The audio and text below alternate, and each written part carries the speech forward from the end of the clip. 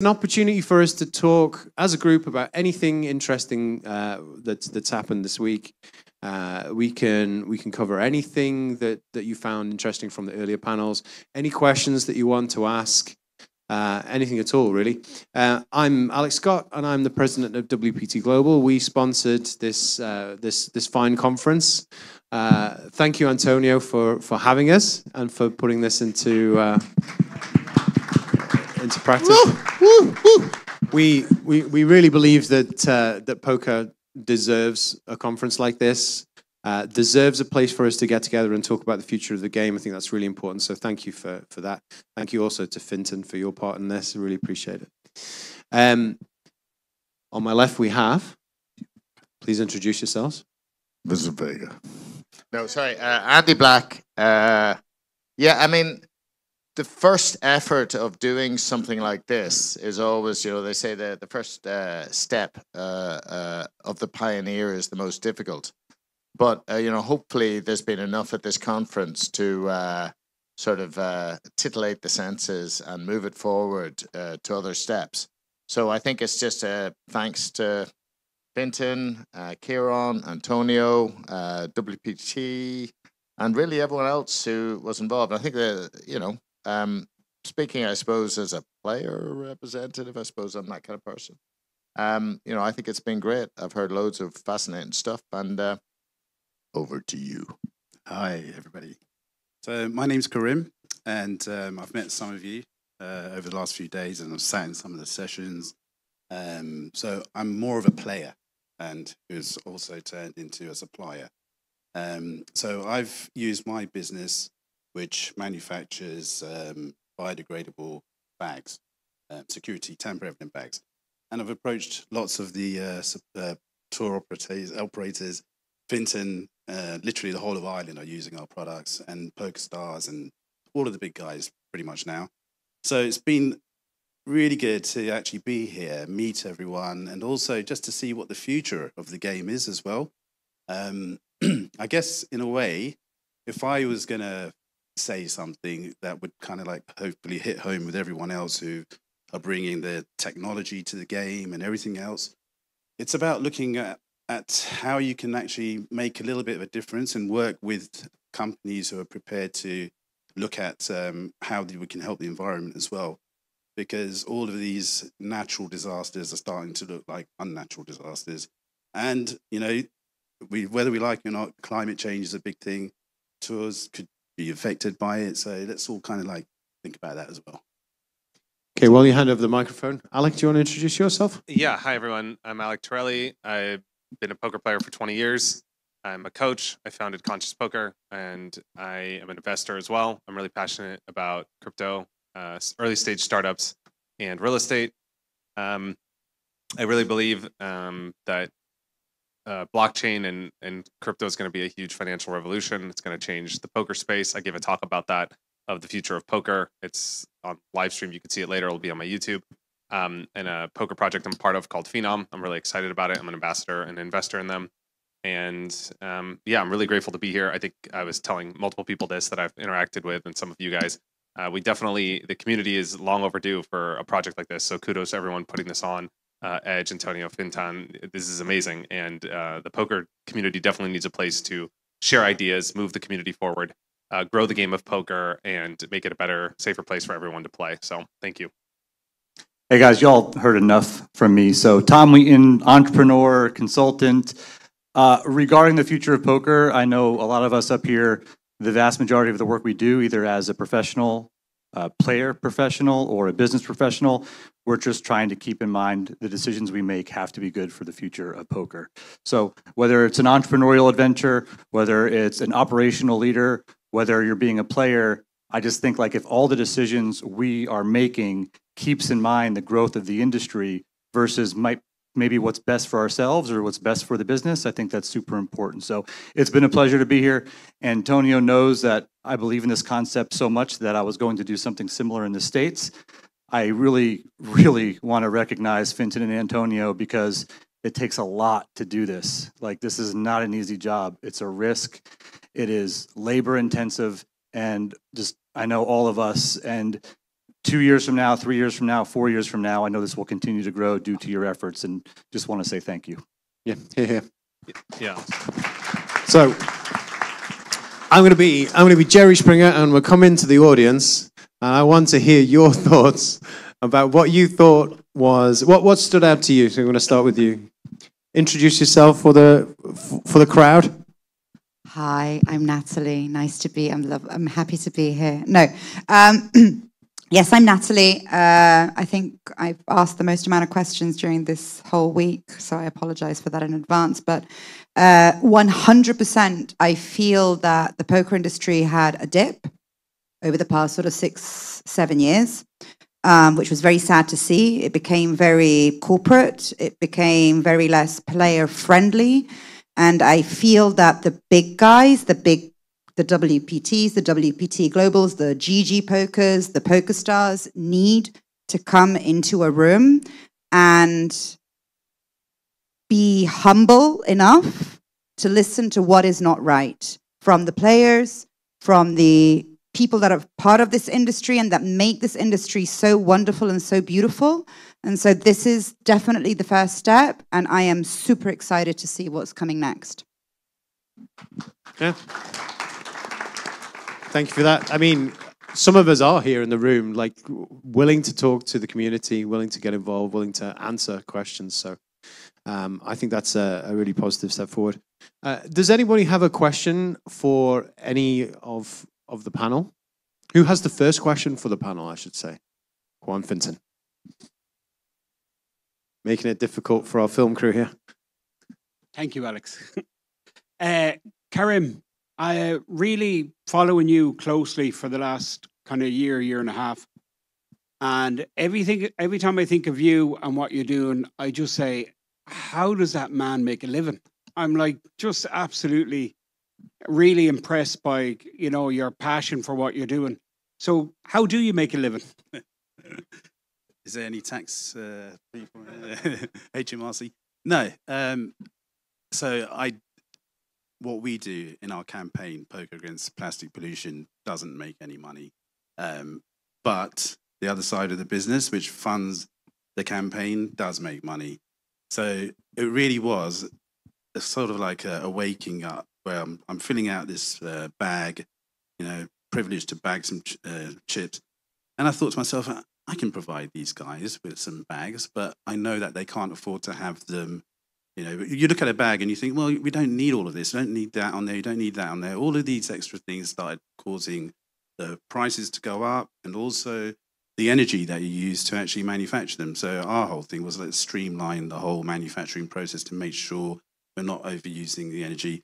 And when you say to me, Karim, I'll take X amount of bags, it's really it's a testament to that the whole community is together, that we can. It's a tiny industry. I know it's a massive industry within itself, but for what we do, it's very small. And it's amazing that everyone is getting on board when they can. I know that a lot of operators and casinos, they have to answer to other people. If marketing was one section, and it's completely different, but our bags offer a whole awareness marketing. And that was the way I knew that I would get people on board to do it, because if we're trying to get everyone together, breaking down those silos and different departments and just saying, look, this is going to help, let's go with these guys. And everyone's been literally helping out to make sure that happens. So it's been good. And just to let everyone know that, so we started off in the UK, it's come to Ireland, and we've gone to parts of Europe. And then at the end of the year, we're going to be all over the US and Canada as well. So the product itself will be, I'm not going to be funding it so much. It will be able to carry itself and everything else. And I might be able to get a drink out of it. Fair play to you. Cheers. Thanks very much for that. Who has the next question, please? I'm going to start picking on people. Here we go. And he will. Here we go. He will. Don't. I will. I'm going to pick on. Okay. Here you go. Cheers, guys. Pete from Poker News. Probably a question for Andy, really. Obviously, I grew up watching you on World Series of Poker. What's your thoughts, really, on obviously televised poker? Because obviously now it's behind most of the WSOP coverage is behind a firewall, which is, I don't think is particularly good for the game. Obviously on terrestrial TV, we used to have, you know, different versions of poker, which is not so much these days. Why do you think that's happened? And do you think that opening it back up again would get more of the young kind of crowd into poker?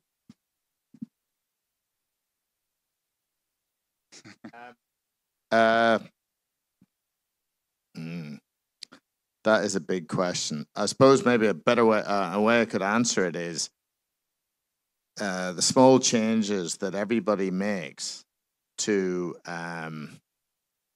engage and include in an authentic manner poker players, but also people who are working. You know, everybody. Every little small step which improves an engagement and an interest is a good thing.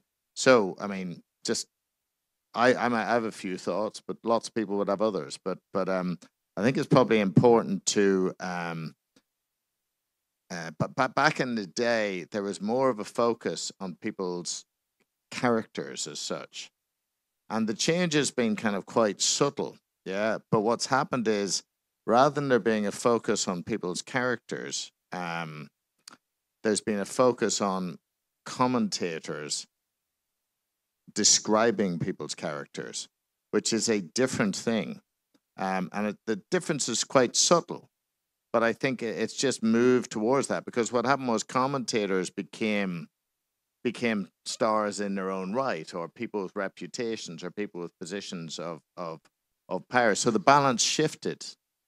And it was a subtle shift, and now it's that their view on the people, which is it's gone to, it should have been 50%, but it's gone to kind of 70%. So anything which maybe changes that, I think, would change televised poker, but maybe because methods would need to be come up with, which of how you interview people, because there was a lot more money back in the middle of the poker boom. So there was ESPN, all the rest of it, and they put a lot more money into it. So they had a lot more time to do production. So I think we have to be creative to actually try and almost get more of the characters out. Yeah. And then one of the ways to support that is we'd have to look at the events and think at the events, when people go to the events, they need to be supported with and engaged with more. Because the world has changed, you know, and people to move them away a little bit from the phones, yeah, is an effort which requires everybody's thoughts. And I'd actually, are there any thoughts that spring to other people's minds about this? These are just a couple that come to my mind, but has anyone else got a thought on that? Because it's maybe one of the best question, you know? Yeah, so I want to comment on this because you struck a chord with me when you said characters. I think our industry needs character development from our top poker personalities, whether you are a champion or an influencer or a content creator. And that's very difficult depending upon the person's personality, right? They have to be open to it. Before I was in business in the poker industry, I was just a part-time player in the corporate world elsewhere. And then when I came into the industry 6 years ago, the first conversation I ever had was with Matt Berkey, who many of you may know as, you know, one of the highest stakes poker players in the world. And that whole conversation revolved around, how do we figure out a way for the best and brightest poker players to develop a persona and promote that persona for the betterment of the game? And some of you might laugh, but have you ever heard of the World Wrestling Entertainment Company, WWE? We need some WWE mentality and storylines and characters and appeal in this industry to garner more interest from people outside the industry, right? And I have to tell you, I'm being selfish right now saying this, but I am struggling with how to do that, because if you look at the website of Above the Felt Entertainment, one of the things it said when we started 3 years ago was to help inject this type of character development and storylines into this industry. We haven't done a good job of it. But I think if enough of the right people come together, we can, but it's got to be coordinated. And what does the poker community lack a little bit of? Coordination. So it struck a chord with me. I had to talk about it.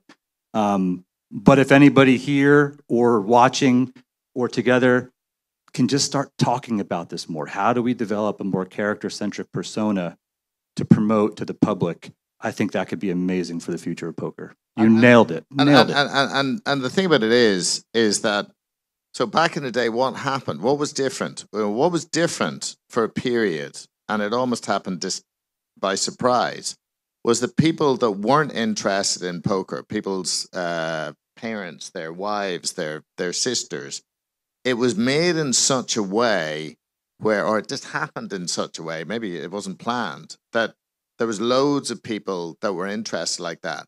Now, what's happened now is slowly as the jargon has creeped in, every time someone says plus EV, that's another couple of people are away, you know? Or every time somebody says any of that jargon at all, there is a consequence in relation to the number of, other people that would actually sit down and have a look at that. And I think it's seeped into a lot of the commentary, it's seeped into the way that people talk. So it's a conversation to be had. It's one thing saying, hey, I'm all up for the growth of poker. But if other people who are not poker players don't understand, or being alienated from what's being said, then and it's happened gradually. I don't think anyone's intended it. It's just sort of slowly happened. So anything which changes that is a big deal. I think it's almost been done. Sorry, I'll come back to you in a second.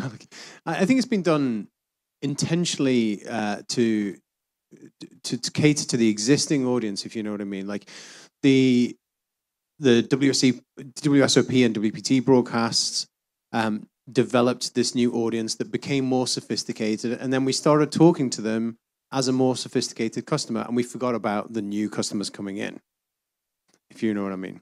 Alec, you were going to say something. I think it's a really good point both of you guys made, but I think the language is quite unique because it's, what people use to communicate and how they see the world. And there's a lot of things that are easier to say in poker vernacular, like explaining to someone that understands poker, these are all the types of hands that they could have in a given spot, or just say their range. Like range is a very effective way to describe a poker term. So it's like, it's hard to not do this. I'm definitely guilty as well, but that's a really good point. I also thought, like, just in general, I think this is a problem in poker, but I think it's also maybe a phenomenon of just the way, like Andy was saying, the world has changed. Like, how many of you guys watch? I'm just curious. I could be wrong about my hypothesis, but I want to test it. So how many of you saw like the Olympics, like 2000, 2004, like Usain Bolt, Michael Phelps? Did a lot of people watch it? Okay. Who saw 2024 Paris? Did anybody see it? Same hands?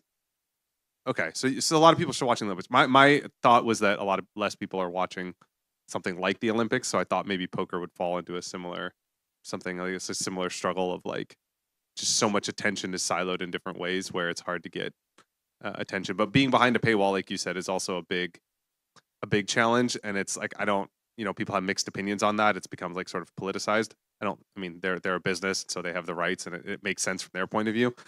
So I understand that decision as well. I'm not like necessarily against it, but obviously it being on ESPN and following the characters and really having repeat characters year after year, I thought was also really cool, because it was cool to see, hey, this person won a bracelet last year. Are they going to win it this year? Or they made a big all-in bluff last year. They screwed up. Are they going to have redemption this year?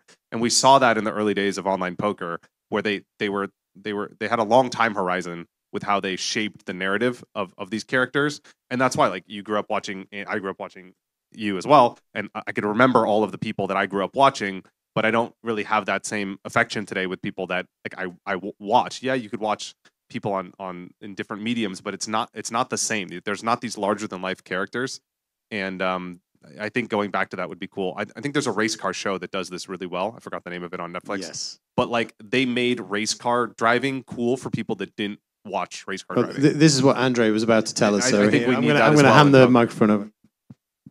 Yes, I wanted to mention that Netflix did a good job with Drive to Survive. I don't know if it's actually relaunched Formula One in the United States. Now it's a huge deal there, and the racing is super boring.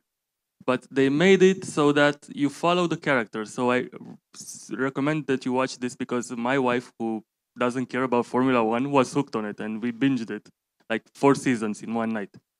And Long night. yeah, so like, and there's also this Welcome to Wrexham with another documentary around here in the Wales, I guess, and something like that. Just go to Netflix and make a poker show. Someone. So I can. So yeah, go on, Tom. Why haven't you done that? Yeah. Well, so a couple of years ago, what I'm going to talk about now was a very grassroots documentary called Dreamers, a new age poker documentary that we decided to make a couple of years ago. It's not wildly popular. It's got maybe 200 some thousand views, but so much of the feedback we got back from people outside of the industry enjoying it. And people inside the industry appreciated it because it showed poker in a different light. This was a very rough way of trying to raise the ceiling of some of the poker personalities on Above the Felt, where the structure was this. The first 30 minutes was just character development. Everyone got a few minutes, you told their story. Hopefully people who are interested in that type of, you know, biographical kind of documentary liked it. They got to know the players. They learned like, oh wow, they're not a bunch of degenerates just sitting in the corner of a casino. These are like really well-spoken individuals. The next 30 minutes was like taking people on a ride of the ups and downs of tournament poker through the lens of some of these players. And then the next 30 minutes was like success, right? When Rampage won his first ever 25K at the WPT Championship. So it was the story arc of trying to show people that poker players aren't necessarily who you think they are, right? And this industry is not necessarily what you think it is. But it was literally something that was supposed to be a couple 20-minute vlogs. We said, oh, well, crap, we're going to turn this into an hour-and-a-half documentary with 3 people, right? It was well-produced, but it wasn't Netflix produced. Taking that type of concept and pitching it to a company like Netflix and getting a buy-in from the casinos to be able to film, to getting the right players involved to be able to film, to show the value of why people would want to watch, is insanely difficult. I know right now in this industry, there are companies trying to do it, right? But again, I think it comes back to coordination. So I'm with you, man. If there's a way we can bring some of the top companies together with a lot bigger budgets than some of us have here, then it's like, how do we really present something like this, pre-produce something like this, pitch it to an organization like Netflix or Hulu or et cetera? But again, it goes back to that word coordination. And that is something that I think is absolutely imperative in the future for poker. Some of the biggest and brightest companies in the world, instead of competing versus each other for the player wallet, let's start coordinating with each other for the benefit of the industry. So that issue comes up a lot, actually, the issue of coordination and cooperation in online poker. I think it's important to remember that we're not allowed to do that, right? There is competition law requires us to not cooperate on many things, because historically when big companies cooperate with each other, they fix prices and they generally make the market worse for the end customer. We've been trying to do this for God knows how many years with game integrity, right? We've been trying to get people to cooperate on an industry-wide blacklist of violators. We've been trying to share game integrity techniques with each other, and even that can't get off the ground or hasn't got off the ground yet. I continue to be interested in that. For everybody watching on YouTube who's interested in starting a cooperation, I'm still interested in making it happen, but that is extraordinarily difficult as well. Any more comments on this? Yeah, go on. Yeah. Mark from Poker News. That what you've just said is actually partly what my question was for the future. And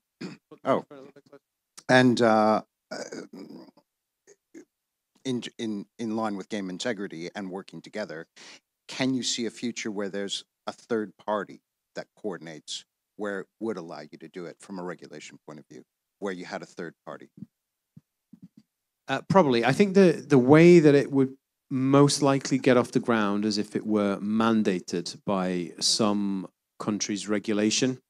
And the companies, the countries that have the most power in terms of regulation are the UK and the US.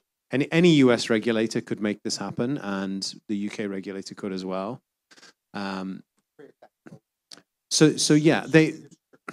You are required to do this. You are required to share information on known cheats.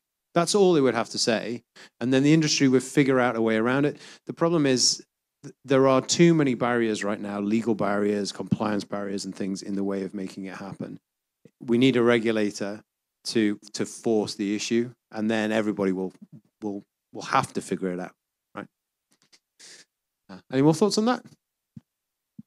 I think something else I'm passionate about is just sharing, like some of the work I do at Conscious Poker, and my personal brand is just sharing things that I learn in poker that I think apply to general life and business investing outside of poker.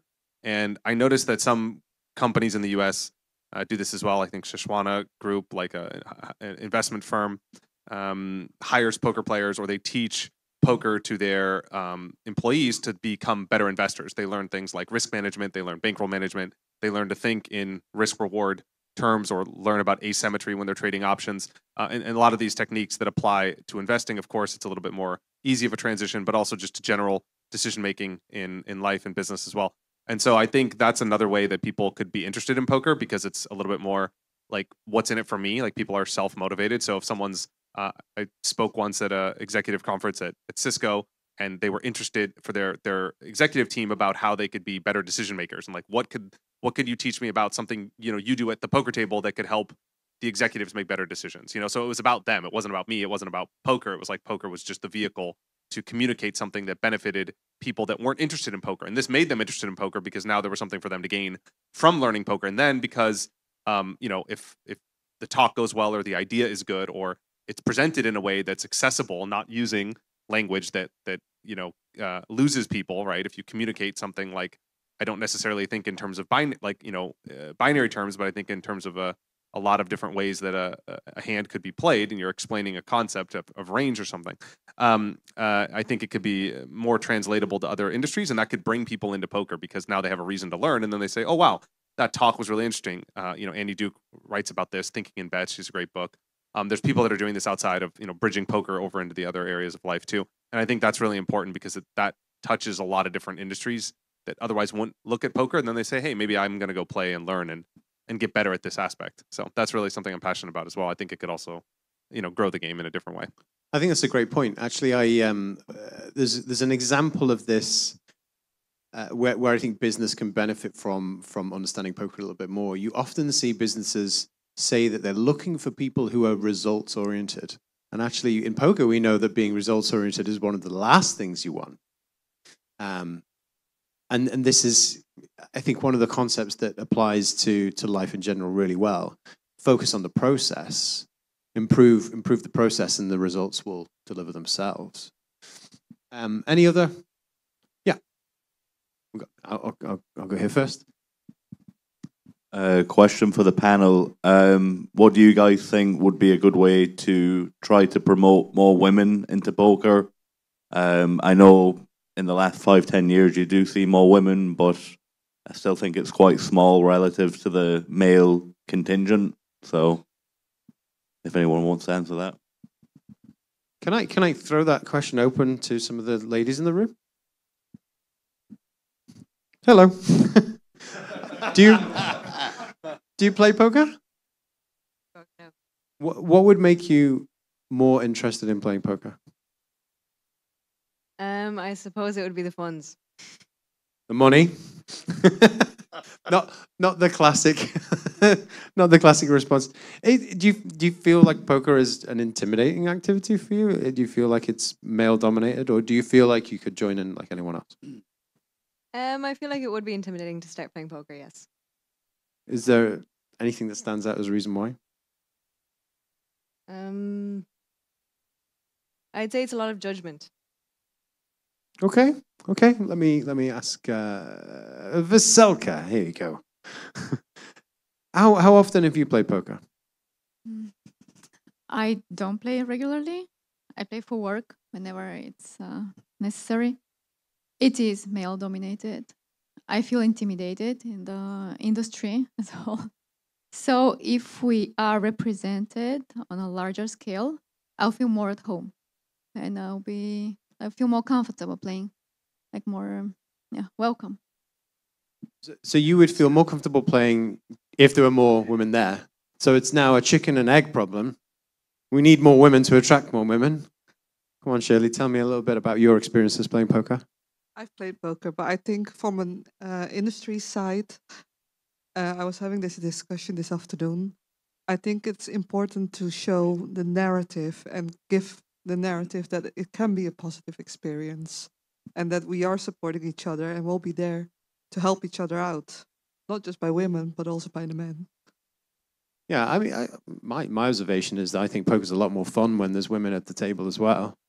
Can I just quickly add something? Yeah, go on. So I mentioned earlier that I've been playing poker for 20 odd years, and in that time, my wife has never ever come to a casino with me or to any of the tours or anything. And even though I've tried to get her to do that, she said I find it overwhelming because sometimes the game gets a bit too serious. For me, it's kind of like I go for a bit of fun. I'm not really, I haven't got my eyes set on the first prize because I know I'm never going to probably get there. But for me, it's a bit of escapism from work or whatever.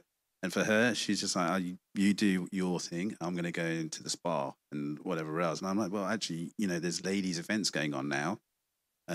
Small buy-ins, you don't, and they're ambassadors to actually help you to feel comfortable within the game. So that's happening quite a lot in the UK. But I think events like these and all the other tours, like for the bags that we supply, and when we do go to the events, it'd be nice to see a little bit more. There are some very well accomplished players who can compete with obviously everyone, but then there are those who are really at the basics of the game, and they shouldn't be penalised for making a mistake like string bets, which is probably what my wife would do. Let me just come to Natalie. I want to hear more from the ladies in the room here. I really feel it comes down to representation. So I know exactly what you're talking about. Think about Vicky Corrin. Think about Liv Beret, think about Jean Davids. These are all powerhouses in poker and feel very comfortable being at the table. Rebecca McAdam, but it's 3, it's 4.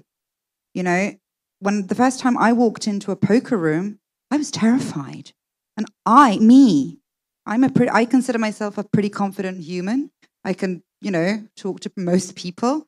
But poker for me, the first time I walked into it, I didn't want to, when I was managing the Australia's Poker Tour, I just sort of like, could you just go and, when I had to go and speak to a player, I'd be like, I don't really feel comfortable being in that room with 100, 200 men.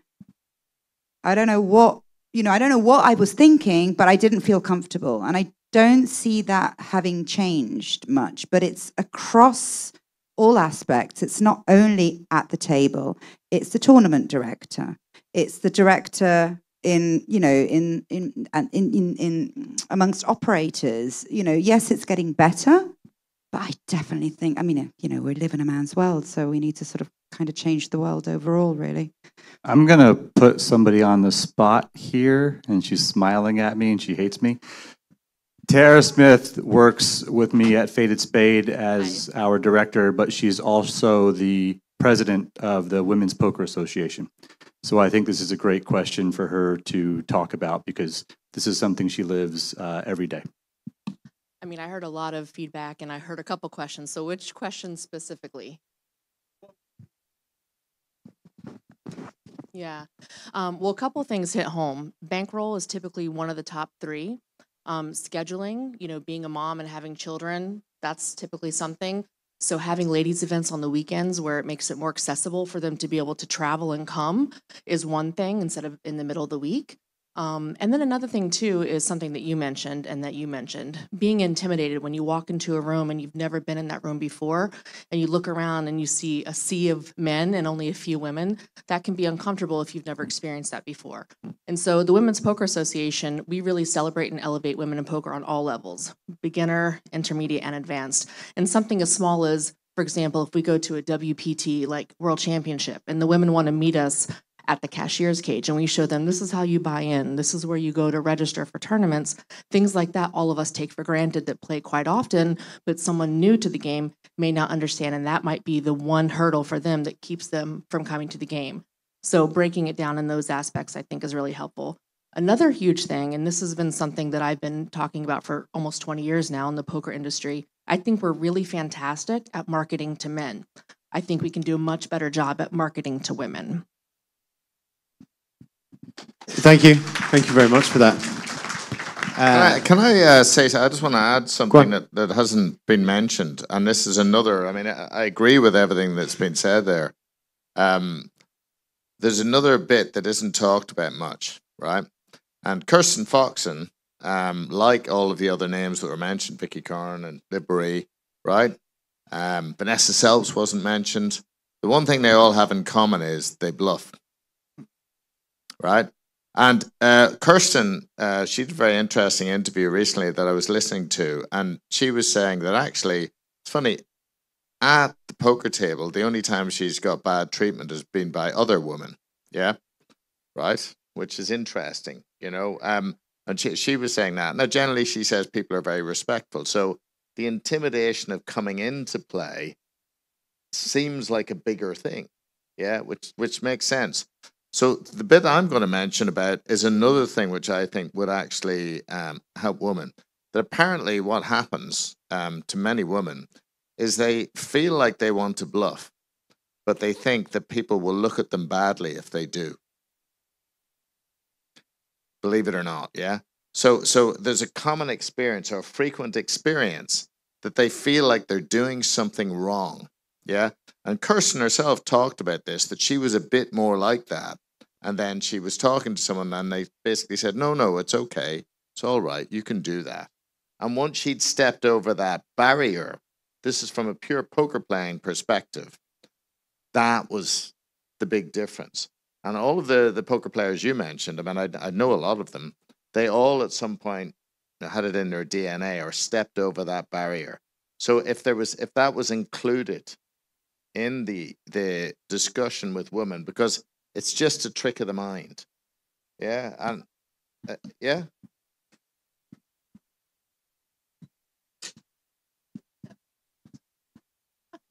And something else on that note too is I think that community is a big thing, and we have that in poker, especially for women in poker. And so when you have a community that you can join of like-minded people, whether it's beginners, intermediate, or advanced, you can ask those questions. You can ask people, how did you act in those situations? How could I have played that better? And I think that that's going to be an important thing to continue growing the game. And that's why if you know of women that want to play, I think connecting them with the community, and there's so many out there. And so it's almost like, you know, we've got a million different people that make cars. That's because not everyone likes the same car, just like not everyone's going to fit into the same group. And so there's so many. So find your people, find your group, find a home. And then when you become comfortable, that's when your game's going to excel. I just want to, that's a great point. And I just want to share something real quick about what a business is actually doing to bring more women into poker. And I'm sorry, I feel like I've been talking a little bit, but this is important. The Venetian in Las Vegas just hired Jamie Kerstetter from our team, one of the Not in the room. Not in the room. Sorry, I'm pointing at the poster. The Venetian just hired, okay, listen, they hired her, they are paying her, they are investing in her to run monthly women's meetup games at the Venetian. That means Jamie invites all women, whether you've played poker before or not, whether you're a professional or an amateur, to come play for 3 hours in an environment that's all women. They give out spa packages, they play low stakes, they do training beforehand, and it creates this community that Tara is talking about that makes people feel comfortable coming into play. This is directly from Jamie's mouth, not mine. And the first time they did this at the Venetian, they had like 36 women showed up where like 20% of them never played before. So I would just say like that's a good scenario where if you run a poker room or an operation, like think about doing something like that. Think about making some very specific intentional decision to bring in a female influencer to have nights that are dedicated to women playing poker. And I think you'll see, not in mass, but when those things happen, you're opening the door more. And that's not from my mouth. That's just something Jamie has told me, and I know she would appreciate me sharing today. Yeah, that's great.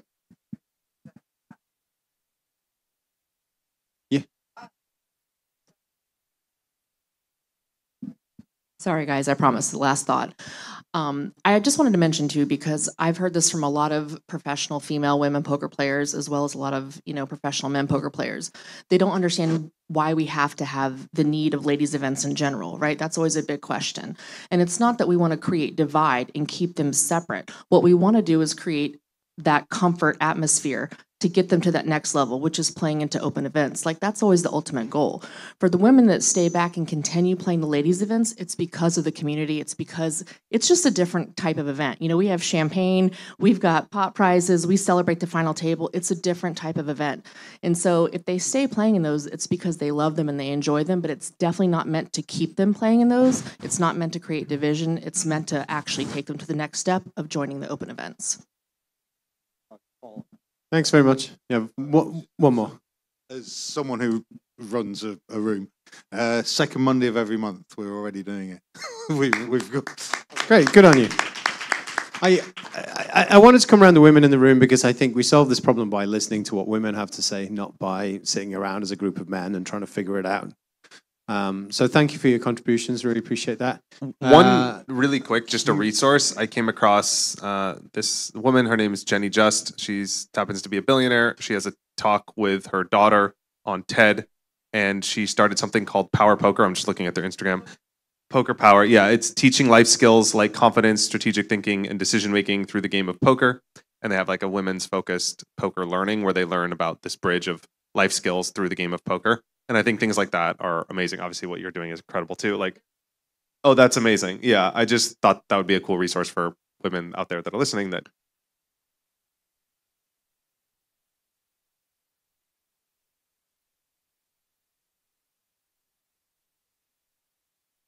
they have live workshops too, right? Yeah, that things like that are incredible, and just shows like the power of a couple organizations working together to really make exponential change. So that's amazing. Yeah, it's excellent. Thank you very much. Sorry, you look quite a lot like Kieran from the side. Antonio. Unfortunately, we had a couple of speakers who couldn't attend the event for they had visa problems. In particular, one person was really heartbreaking. I really wanted this person to be here, and we worked on his workshop for a few weeks. And he was meant to speak about vulnerable people and how there are predatory practices within the gambling industry, specifically and disproportionately targeting those society's margins. And he was coming here to speak about how we can explore a better future where the gambling industry is not actively targeting vulnerable people and minorities. And I hope that this is going to be something that the industry is going to take care of in the future. And I wanted to ask you, what can we do to come up with better practices that are protecting instead of targeting vulnerable people? I actually want to take that first. I want to just challenge the assumption that has happened intentionally in the past. I'm sure whoever this person was had some very insightful things to say. I've worked in the gambling industry now for 20 years. I've worked for a number of different companies in that time. I've never known anybody to explicitly set out to target vulnerable people. From time to time, vulnerable people do come along, and they need to be treated with empathy and kindness, and you need to be able to. The hard part is figuring out who they are before the harm is caused. I think that's maybe the challenge that we have. But I've certainly never known anybody to intentionally target people in that group. Any comments from the stage? It's a tough one. I know there were a number of safer gambling panels here that got some really good engagement, so I'm sure this topic would have been discussed a little bit. Kieran, you had something you wanted to say. Oh, it's so much lighter at this side of the stage. It really is. I have a few things to come off with. I know everyone's sick and tired of my voice and see me at this point. I've been up there the entire week. But there's two things I want to take away. First and foremost, I cannot say thank you to Antonio and Fintan more for giving me this chance. When Antonio first reached out to me and asked me would I be the moderator for this entire event, I thought you had lost it. Genuinely thought you'd cracked. I thought I'd cracked more by even agreeing to it, but however. This entire experience has been amazing for me, as it has been for Antonio. I can't thank yourself and Fintan more for the opportunity. But what I will say is, like Alex, like all of you, most of my adult life has been in this industry. But I spent my time behind the desk, behind the screen, working with the vulnerable people, that side of the business that very rarely got talked about, was never ever enjoyed. What I can say from this entire experience and the build up to now and meeting you all and talking to you is, from someone who has lived poker their entire life, I have fallen back in love with this game. For years, it was work, and obviously I'd see the worst of the worst every day. Not all of it, but that was the side of the business I had to deal with. So I would deal with Alex's team, and I do it all different teams, but I always had to work with that side. This entire experience, entire experiment for a poker conference has, if nothing else, reignited my love of this game and why I got into it years ago. To remember that it is fun, that there are good stories, there are good memories, there are good experiences. I've got to meet some of the people I idolized. Andy, for instance, when I was growing up. I got to meet Porrick, I've got to meet Fintan. So if nothing else, I want to ask you all, have you enjoyed this as much as I have?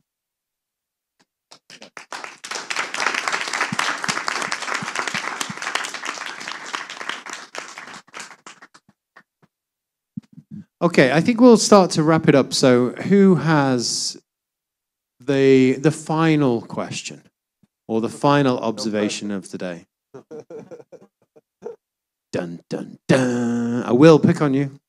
Alex, I just I was speaking with Paul Moyes earlier, and what his expectations were running a card room and having poker operators coming and hosting their events there.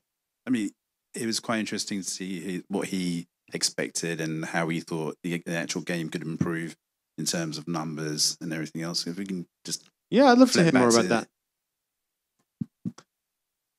Paul, yeah?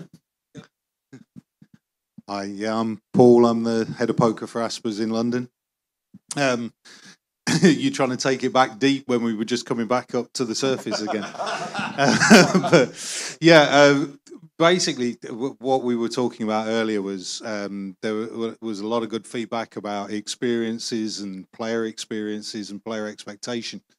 But obviously, running the card room, not only is it the incoming players that have an expectation, it's the local players, it's the regular players, the players that use that card room week in, week out.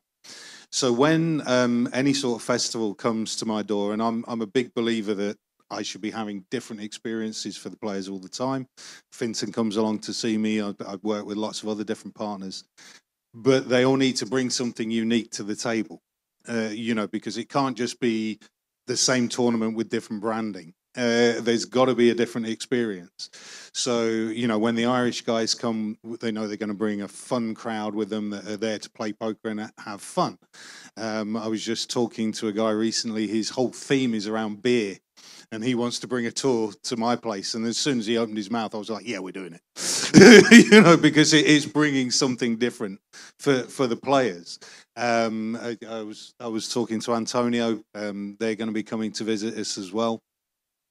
But it is very important that when you're crunching the numbers and you're looking at the guarantees and how many players you're going to bring along, it can't just be players. It can't just be buy-ins. It's got to be the whole package, and it's great hosting the Irish guys. really look forward to it because we know it's going to be fun while they're here. Well, they're not here. But, you know, and it's just something to bear in mind. And I just wanted to bring it up. And when you guys are planning your things and looking at your numbers, just think about what makes you you and what you're bringing to the table when you come. Because my players look forward to you coming, you know, and I want to give them that experience every time. And it's got to be different. Whatever your USP is, I want to be pushing it to my players. That's all I wanted to bring up. So I didn't want to take it too deep. But I just would like to say it's been so refreshing to come to something that is poker focused. I've trawled around trade exhibitions for casinos and gaming lots and lots of times, and you find the two people huddled in the corner that know what you're talking about. So it's nice to come along and talk to my peers, if you like. And I hope it happens again. And I'll make it for all the days. I couldn't make it for all the days this time, but yeah, I'd definitely like to come back, and I'd like to say thank you to the hosts. Thank you very much. I think we will wrap it up there unless anybody is desperate to say anything more. Okay. Thank you very much to Alec, Andy, Tom, and Karim on stage with me. And thank you to all of you for participating in this discussion and the conference over the last few days. It's been great. Thank you very much.